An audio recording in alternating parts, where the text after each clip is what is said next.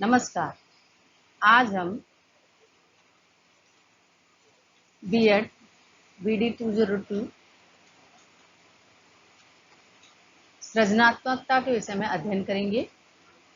इससे पहले हमने व्यक्तित्व संबंधी विषय में अध्ययन किया था, जिसमें परीक्षणों से संबंधित बुद्धि परीक्षण, व्यक्तित्व परीक्षण सभी विषय पर चर्चा की थी। आज हम सृजनात्मकता से संबंधित विषय पर अध्ययन करेंगे।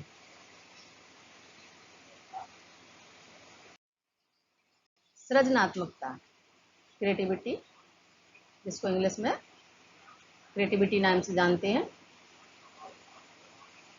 जिस प्रकार से कोई भी दो व्यक्ति या कोई भी दो बालक या कोई भी दो मनुष्य बुद्धि में समान नहीं होते हैं, ठीक उसी तरह से क्रिएटिविटी में भी समान नहीं होते हैं।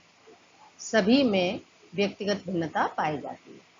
कोई कम क्रिएटिव होता है, कोई ज़्यादा क्रिएटिव होता है, किसी में क्रिएटिविटी होती नहीं। किसी व्यक्ति के द्वारा किए गए कार्य के परिणाम, मतलब जिस व्यक्ति ने जो कार्य किया है और उसका जो रिजल्ट है वो नवीन होता है, तो उसे क्या कहेंगे हम? सृजनशीलता कहते हैं। जैसे कि लकड़ी है या पेन है, पेन से सभी लिखते हैं, लेकिन उसने कोई एक असंभावित प्रयोग करके दिखाया, तो इस पेन से हम दूसरा काम भी कर सकते हैं। या लकड़ी है कोई और उस लकड़ी से उसने डस्टर बना के दिखाया, या लकड़ी की जो मेज तो बनती है,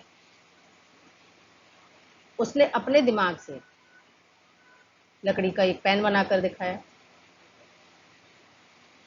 तो ऐसी कंडीशन में उस बच्चे को हम क्या कहेंगे? क्रिएटिव बालक है, कुछ नया है। सृजनात्मकता एक विशेष ढंग से चिंतन करने का तरीका है। क्या है? चिंतन। उसमें जो थिंकिंग पावर है जो वो अधिक होती है। सृजनात्मकता या रचनात्मक चिंतन भी कहते हैं। किसको? क्रिएटिविटी को।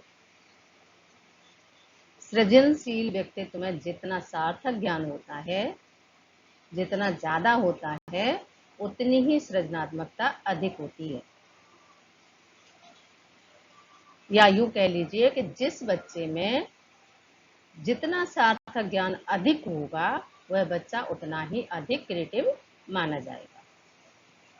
सार्थक यानी सार्थक से मतलब है कि ज्ञान तो हमारे पास बहुत है, लेकिन वो उस विषय से संबंधित हो, यूजेबल हो, दूसरों को बताने लायक हो, है ना, उसे हम क्रिएटिव ज्ञान कहेंगे, सार्थक ज्ञान कहेंगे। यहाँ हम सृजनात्मकता अर्थ देखेंगे, मीनिंग ऑफ क्रिएटिविटी। सृजनात्मकता यानी क्रिएटिविटी, ये शब्द अंग्रेजी का है, अंग्रेजी भाषा से लिया गया है, और इस शब्द के कुछ समानार्थक शब्द भी हैं, यानी समानांतर विधायकता भी कहते हैं इसको, रचनात्मकता भी कहते हैं, डिस्कवरी भी कहते हैं, उत्पादन भी कहते हैं। डिस्कवरी, हाँ वही डिस्कवरी चैनल वाला। उत्पादन मतलब कुछ न कुछ नया उत्पादन कर रहे हो आप। अब सृजनात्मकता को जो मनोवैज्ञानिक अर्थ है उसे देख लीजिए।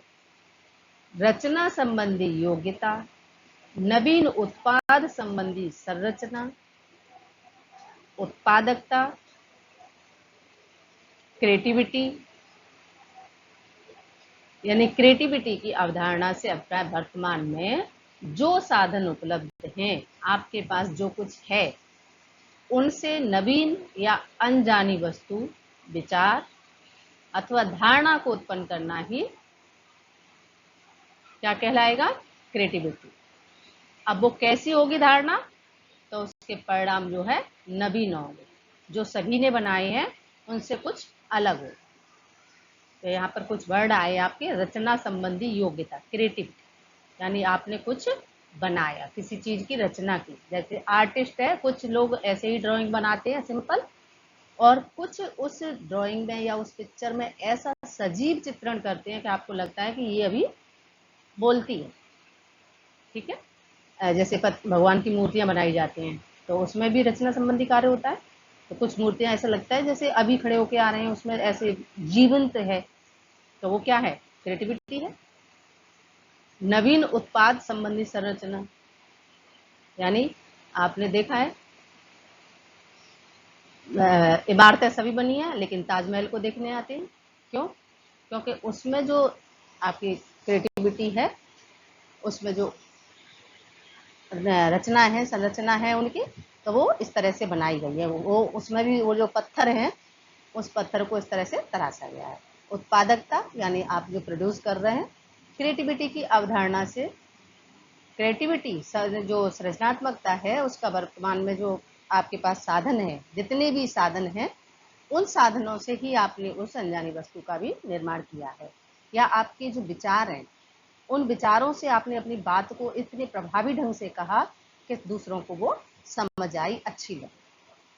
अथवा धारणा, जैसे समाज में नवीन धारणाएं लाई जाती हैं, कभी कभी विवाद की स्थिति आ जाती है, तब उस समय इस चीज़ की आवश्यकता पड़ती है, तो आप क्या करती हैं? इतने संत महात्मा हुए या समय समय पर इतने नारे बनाए गए, तो क्यों? क्योंकि समाज को विकसित करने के लिए उनकी जो परिणाम थे वो नवीन आए, समाज में आमूलचूल परिवर्तन किए गए। तो इसमें भी क्रिएटिविटी की भूमिका होती है। यहाँ पर कुछ सृजनात्मकता की परिभाषा दी गई है, डेफिनेशन ऑफ क्रिएटिविटी। ये सबसे जो मान्य परिभाषा है डेबडॉल की है, सन 1956 में दी गई है। सृजनात्मकता व्यक्ति की क्षमता को कहा जाता है। किसको कह रहे हैं हम? कैपेसिटी को, जिससे वह कोई नई चीज़ों, रचनाओं या विचारों को पैदा करता है।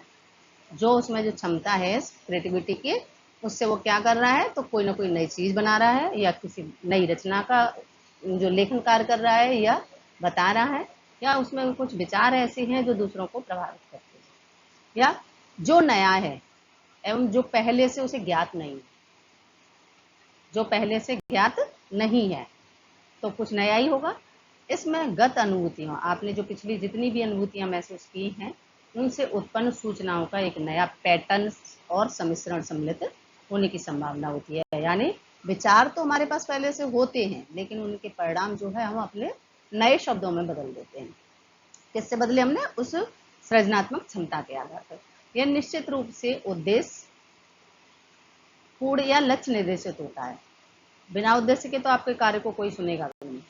तो ये जो आपके जितने भी विचार हैं, या जितने भी उत्पादन क्षमता है, या नई सूचना है, या जो भी आप कर रहे हैं, उसका कोई ना कोई उद्देश्य जरूर होगा, और जो हमारे लक्ष्य को निर्देशित करेगा, पूरा करेगा।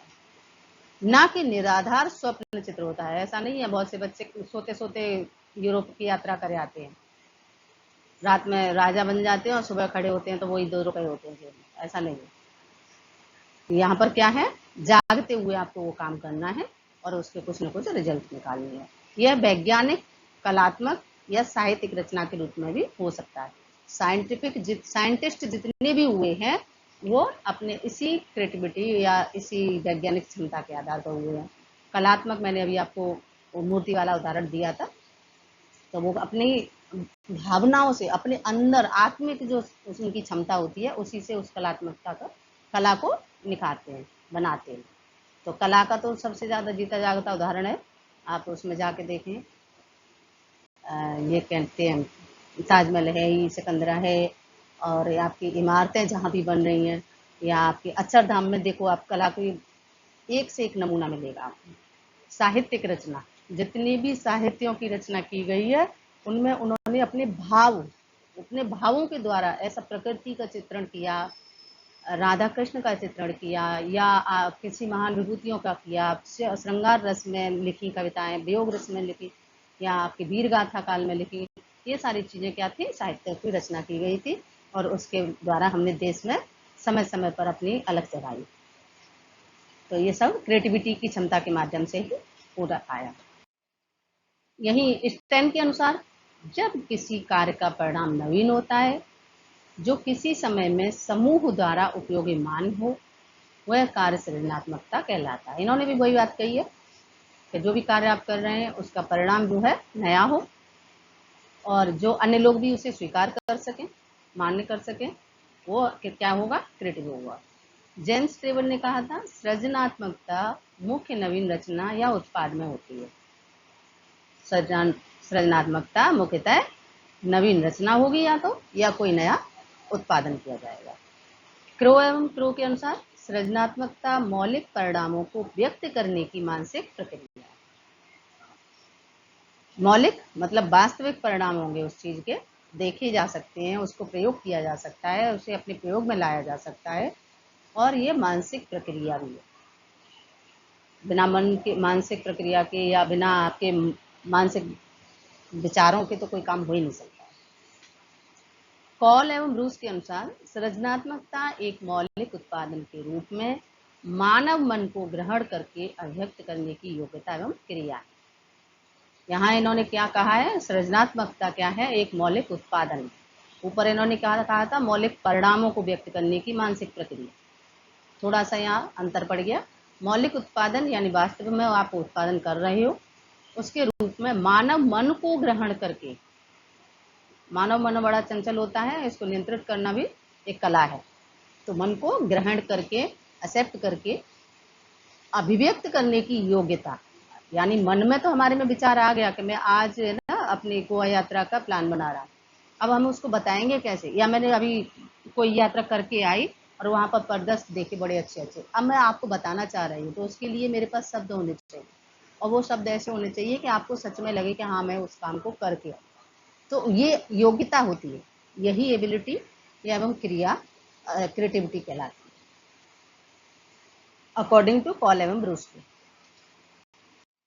सृजनात्मकता की कुछ विशेषताएं हैं, यानी ऐसी इन विशेषताओं के आधार पर हम कह सकते हैं कि एक बालक जो है क्रिएटिव है या नहीं है।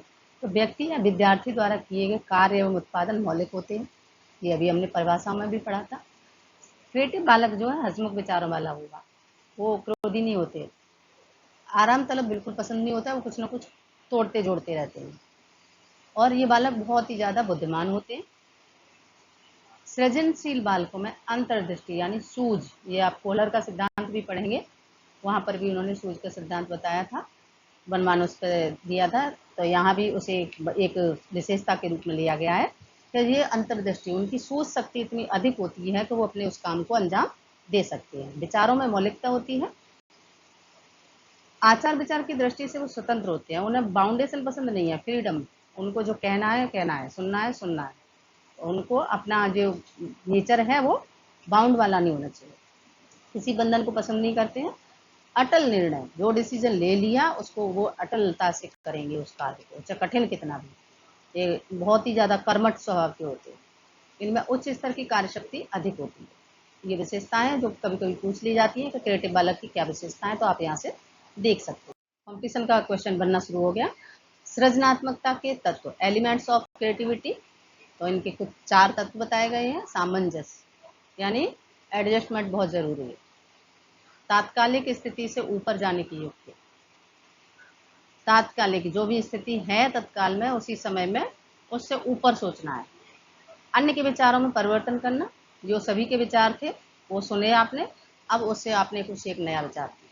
समस्या की पुनः व्याख्या करना, जो समस्या थी उसको लिमिट करके सीमित शब्दों में आपको बताना, ये एलिमेंट्स है। तो ये एलिमेंट्स में से पूछ लेते हैं कि कौन एक नहीं है। अभी हमने एलिमेंट्स पढ़े थे, अब हम पढ़ेंगे सृजनात्मकता की प्रक्रिया कि कोई भी प्रक्रिया कैसे कर सकते हैं। तो सबसे पहले हमें उसकी तैयारी करनी है। आप जिस काम को करने जा रहे हैं, सीधे सीधे इसमें से क्वेश्चन बनता ही बनता है, तो आपको ये चारों रट लेनी है बिल्कुल। सबसे पहला है तैयारी। तो सृजनात्मकता की प्रक्रिया का पहला स्टेप या पहला सोपान क्या है, तो तैयारी, उद्भवन, प्रकाश और पड़ताल। इस 4 के अलावा अगर कोई होता है तो उसे आप हटा सकते हैं। सृजनात्मकता प्रक्रिया के सोपान, क्या सृजनात्मक प्रक्रिया के जो सोपान है, अब यहाँ से भी एक क्वेश्चन बनता है। सबसे पहला है समस्या का प्रत्यक्षण। प्रत्यक्षण मतलब समस्या को देखना। पहले आप क्या करेंगे, समस्या को देखेंगे, फिर समस्या को परिवर्तित करना, जो समस्या थी पहले से उसे परिवर्तन कैसे किया जा सके इस विषय में सोचेंगे। उद्भवन प्रभाव, यानी इसके लिए आपने क्या क्या इफेक्टिव कार्य किए। किसी एक विचार से बंध जाना, क्रिएटिव बालक कभी भी एक विचार से बनता नहीं है, लेकिन इनमें से जो अच्छा विचार होगा आप उसको लेके आगे बढ़ेंगे। उत्तम निष्कर्ष का चयन, जो रिजल्ट आए हैं उनमें से सबसे ज़्यादा बेस्ट वाला कौन सा है उसको चुनेंगे। अपने लिए गए निर्णयों को पूरा करने की इच्छा, जो मैंने डिसीजन लिए थे कि मैं इसको पूरा करूँगा, तो उसे पूरा करने की इच्छा, आप हमेशा अपनी इच्छा को बरकरार रखेंगे, कभी वो कम नहीं होता है। अनिश्चितता को स्वीकार करना, ये भी एक सोपान है। और परिणाम की अटकलबाजी, बिना अटकलों के तो काम कोई पूरा होता ही नहीं है, तो आपको उन अटकलबाजियों से ऊपर आना। तो ये सृजनात्मक प्रक्रिया के कुछ सोपान थे। अब हम देखेंगे भारतीय मनोवैज्ञानिकों द्वारा निर्मित परीक्षण। तो यहाँ पर कुछ परीक्षण हैं, जिनमें से भारतीय मनोवैज्ञानिकों के 3 परीक्षण है। वाकर मैदी द्वारा निर्मित अशाब्दिक परीक्षण, बीके पासी द्वारा निर्मित परीक्षण और बीपी शर्मा एवं जेपी शुक्ला द्वारा निर्मित शाब्दिक परीक्षण। ठीक है, तो इनके अलावा भी और भी परीक्षण हैं जिनके विषय में हम अध्ययन करेंगे, लेकिन भारतीय नाम से पूछता है तब आपको इन्हीं परीक्षणों को बताना है। टॉरेंस का सृजनात्मकता परीक्षण, क्रिएटिविटी टेस्ट ऑफ टॉरेंस। इस परीक्षण का निर्माण टॉरेंस द्वारा किया गया सन 1966 में। और इस परीक्षण में जो है टॉरेंस ने 2 अनुच्छेद दिए। कितने दिए? तो अनुच्छेद 2 दिए गए हैं। पहला है शाब्दिक और दूसरा है आकृतिक। ठीक है, इसी आधार पर इस परीक्षण की संरचना है या निर्माण किया गया है। इस परीक्षण में एकांशों, क्या है? इस परीक्षण के एकांशों के प्रति दिए गए उत्तरों के आधार पर सृजनात्मकता के 3 तत्व बताए गए हैं। और उन 3 तत्वों में है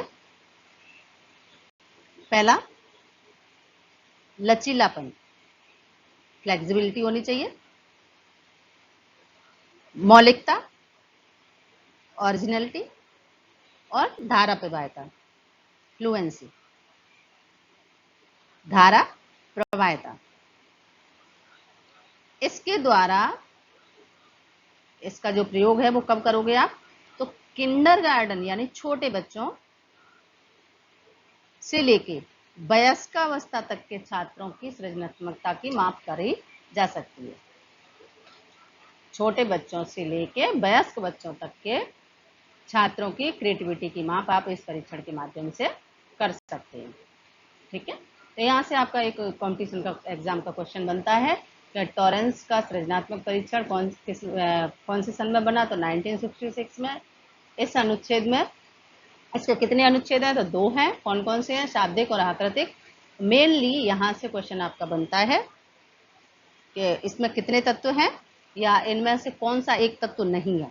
तब आपको इसमें बताना होगा कि लचीलापन, मौलिकता, धारा प्रवाहिता, ये 3 हैं और चौथा नहीं।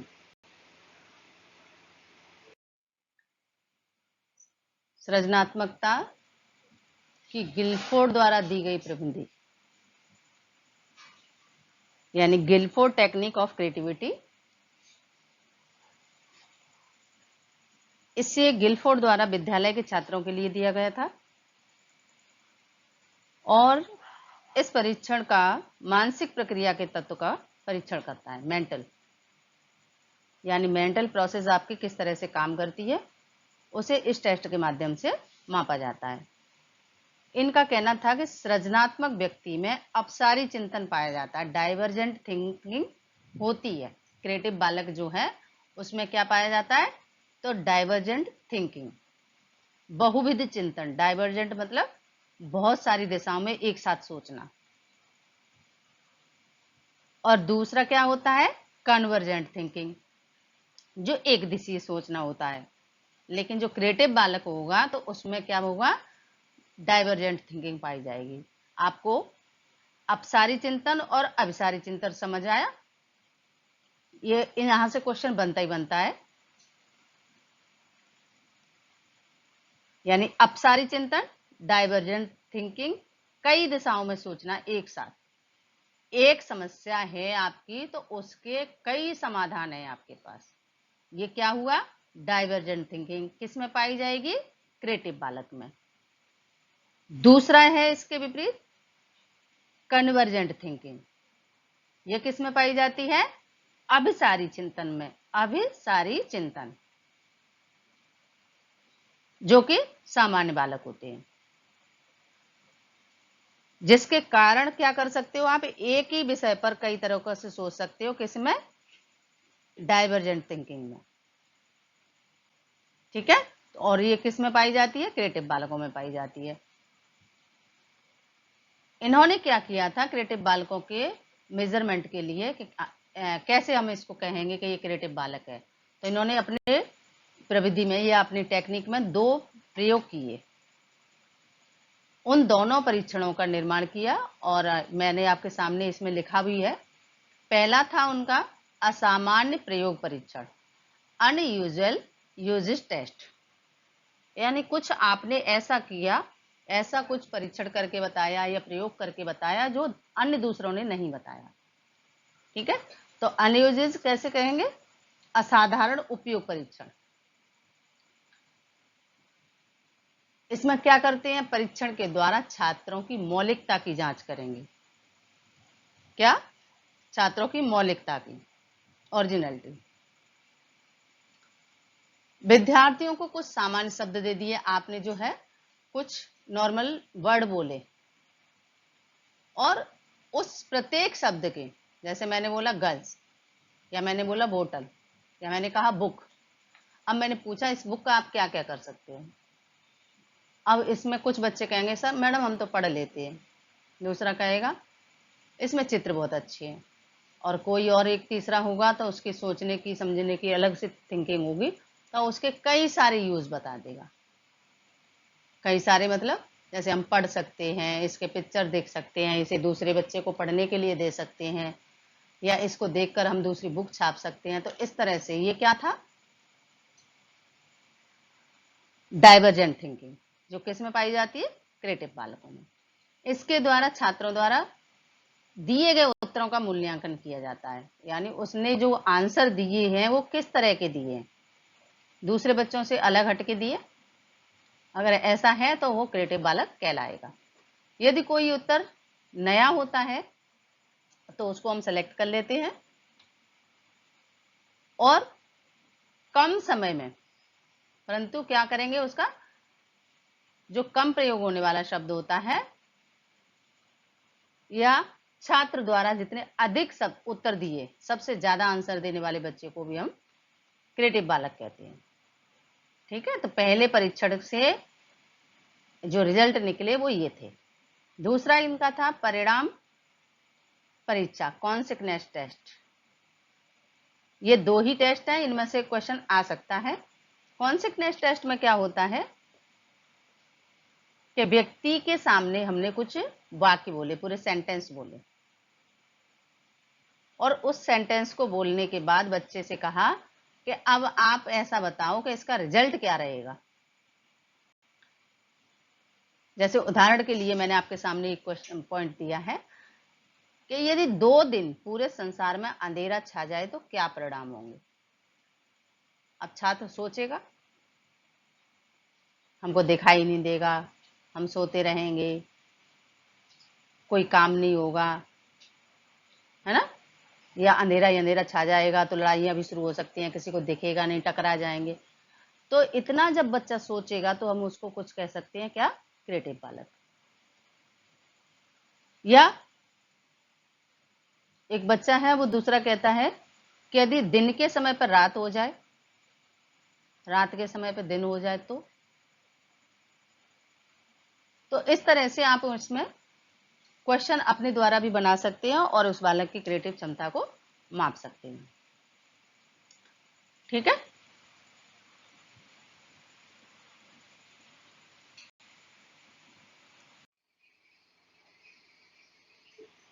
गिलफोर्ड व मैरीफील्ड का कॉलेज छात्रों के लिए जो सृजनात्मक परीक्षण है वो गिलफोर्ड तथा मैरीफील्ड के अनुसार, प्रवर्तक इनके गिलफोर्ड और मैरीफील्ड ही हैं।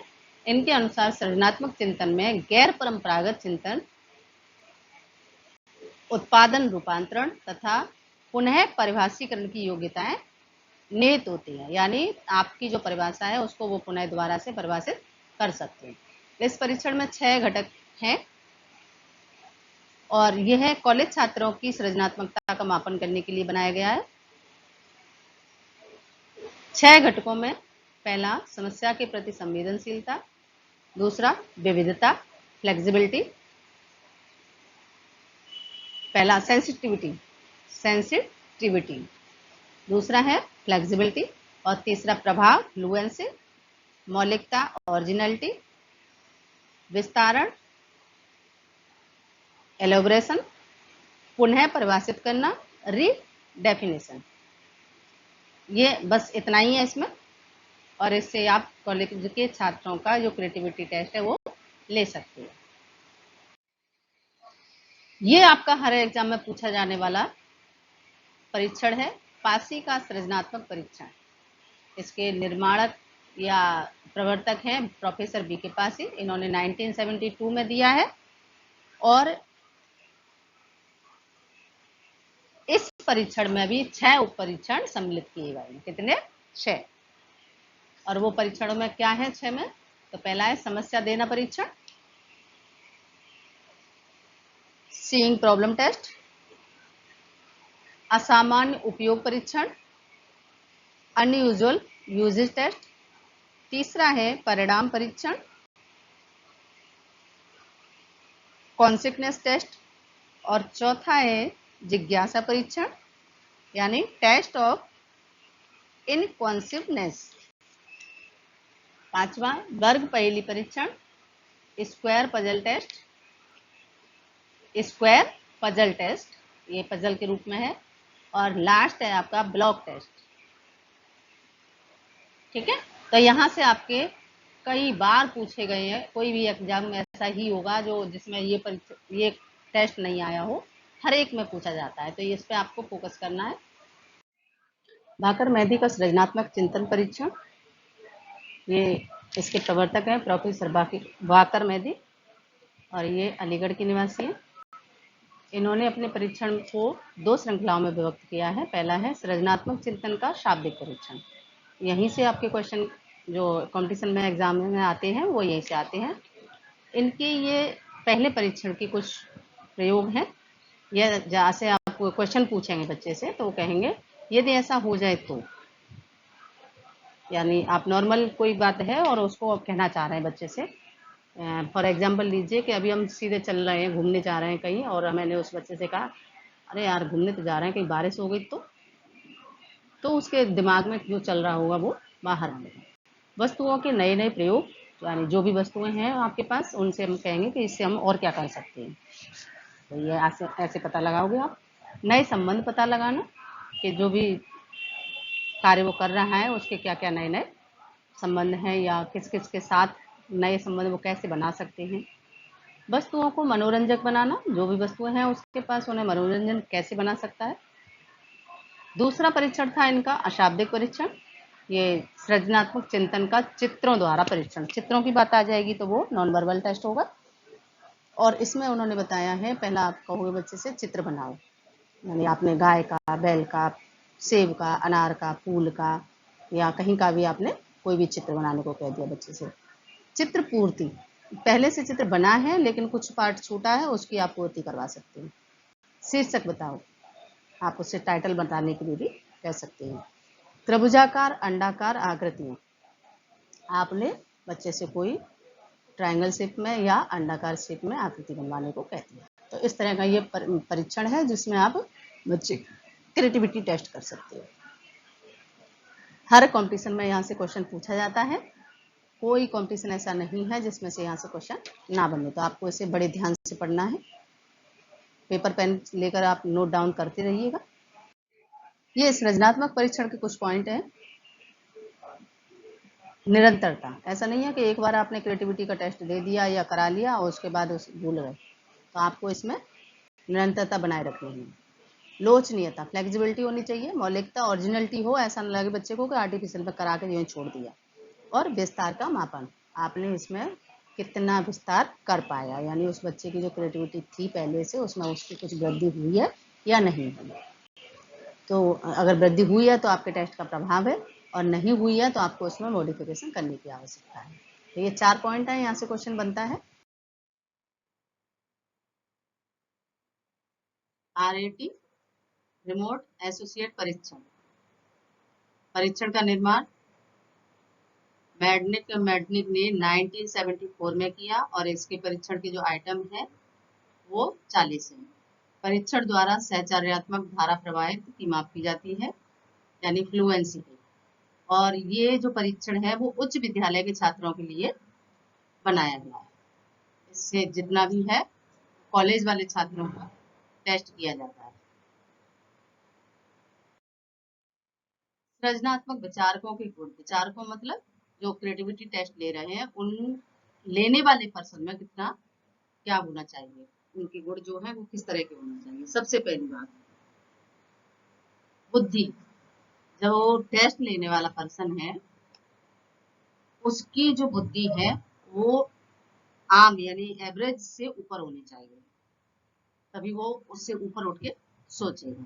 स्वतंत्रता, कार्य करने की कोई बाउंडेशन नहीं हो, फ्री हो।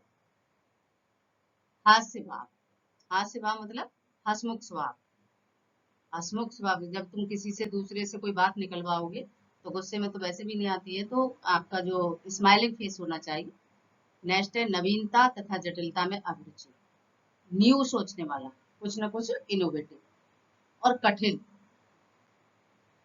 ऐसा नहीं है कि इजी तो कोई भी बता देगा, लेकिन डिफिकल्ट लेवल की जब बातें करती हैं उससे थोड़ा ऊपर उठ के सोचते हैं, तभी वो टेस्ट अच्छा होता है। स्वग्रही यानी अपनाने वाला तथा प्रबलता, दमन का कम से कम प्रयोग, प्रेशराइज नहीं हो, फ्री हो। तो ये गुण जो है सृजनात्मक विचारकों में आवश्यक रूप से पाए। इसके बाद हम कुछ ऑब्जेक्टिव क्वेश्चन देख लेते हैं। पहला है सृजनात्मकता के 4 घटक कौन कौन से हैं। तो मैंने आपको पीछे पढ़ाए थे, प्रवाह, विविधता, मौलिकता, विस्तारण।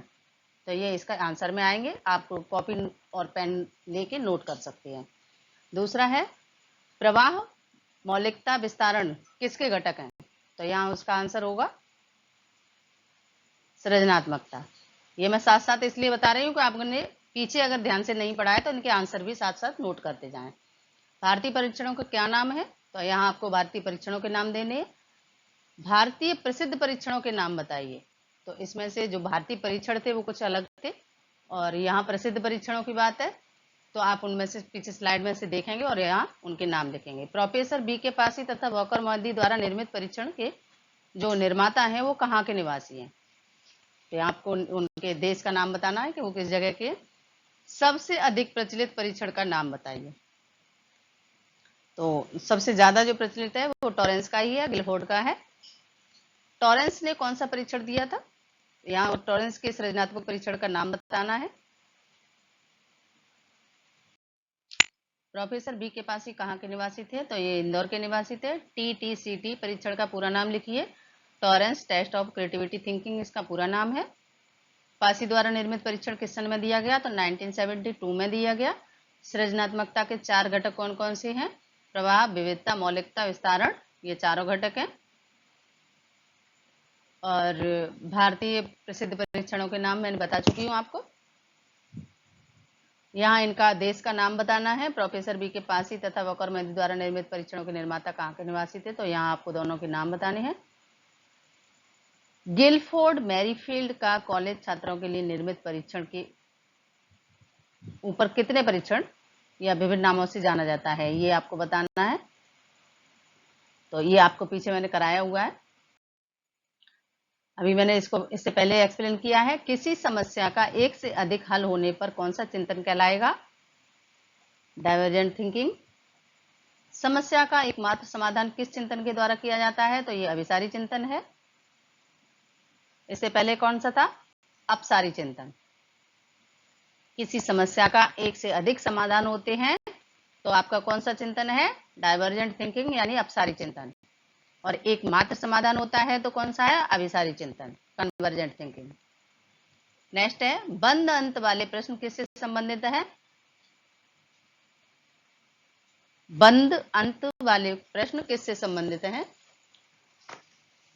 क्लोज्ड एंडेड, तो ये भी अभिसारी चिंतन से है। जैसे मैंने पूछा कि प्रधानमंत्री का नाम क्या है, तो आपने कहा श्री नरेंद्र दामोदर दास मोदी। इसके आगे आप इसमें कुछ जोड़ नहीं सकते, क्यों, क्योंकि उनका नाम है पूरा। तो ये बंद अंत वाले हैं। और जिसमें हम अपनी थिंकिंग जोड़ सकते हैं वो ओपन एंडेड नहीं होते हैं। आउट ऑफ द बॉक्स चिंतन किसे कहते हैं। आउट ऑफ द बॉक्स चिंतन किसको कहेंगे। तो यहाँ आपकी अपसारी चिंतन, डाइवर्जेंट थिंकिंग, यहाँ आप अपनी तरफ से जोड़ सकते हैं। ठीक है। सृजनात्मक उत्तर वाले प्रश्नों के लिए क्या आवश्यक है, क्या होता है? इसमें आपको अपने से सोच के बताना है।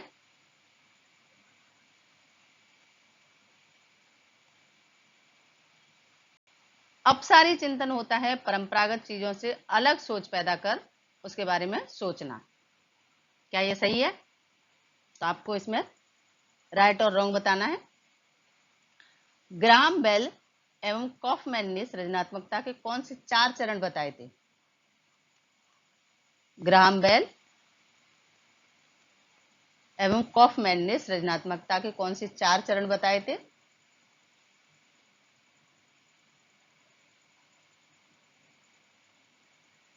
अगर आपको आंसर मिल जाए तो ठीक है, नहीं तो कमेंट बॉक्स में बताइएगा, मैं उसमें आपको आंसर दे दूंगी। अरे परेशान मत हो, लिख लो। आयोजन, तैयारी, उद्भावन, उद्भाषण, इसे प्रकाशन भी कहते हैं, सत्यापन, सत्यापन यानी मूल्यांकन करना।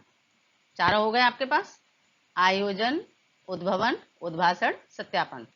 ठीक है, चलिए, बुद्धिमान व्यक्ति का सृजनशील होना आवश्यक है या नहीं?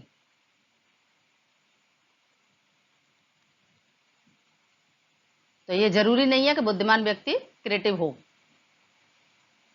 सृजनशीलता बहुविध अपसारी विविध चिंतन से प्रकट होती है।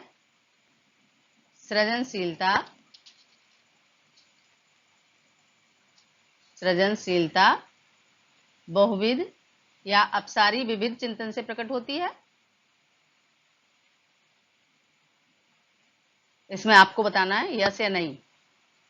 प्रोफेसर बी के पासी द्वारा निर्मित परीक्षण किस सन में निर्मित किया गया था? तो अब मैंने इससे पहले भी बताया था, क्वेश्चन रिपीट हो गया, 1972 में।